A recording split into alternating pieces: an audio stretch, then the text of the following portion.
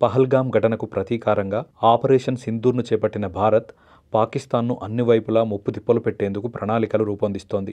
అందులో భాగంగా తాజాగా ఎంటర్టైన్మెంట్ విభాగంలో కూడా చర్యలు ప్రారంభించింది. భారత్, పాక్ మధ్య ప్రస్తుతం నెలకొన్న పరిస్థితుల నేపథ్యంలో పాకిస్తాన్తో సంబంధం ఉన్న ఓటీటీ కంటెంట్ను పూర్తిగా నిలిపివేయాలని భారత సమాచార, ప్రసార మంత్రిత్వ శాఖ నిర్ణయించింది. ఈ మేరకు ఓటీటీ ప్లాట్ఫామ్లకు సూచనలు జారీ చేస్తూ ఓ ప్రకటన విడుదల చేసింది. పాకిస్తాన్ మూలాలున్న ఓటీటీ కంటెంట్, ఓటీటీ వేదికలు, మీడియా స్ట్రీమింగ్ ప్లాట్ఫామ్ల ప్రసారాలను పూర్తిగా నిలిపివేస్తున్నట్లు ప్రకటించింది. పాకిస్తాన్ వెబ్ సిరీస్లు, సినిమాలు, పాటలు, పాడ్కాస్ట్లు సహా మీడియా కంటెంట్ ఏదీ ఇక భారత్లో అందుబాటులో ఉండదని పేర్కొంది. ఓటీటీ వేదికలు పాకిస్తాన్ కంటెంట్ను భారత్లో స్ట్రీమింగ్ చేయడానికి వీల్లేదని ఆదేశించింది.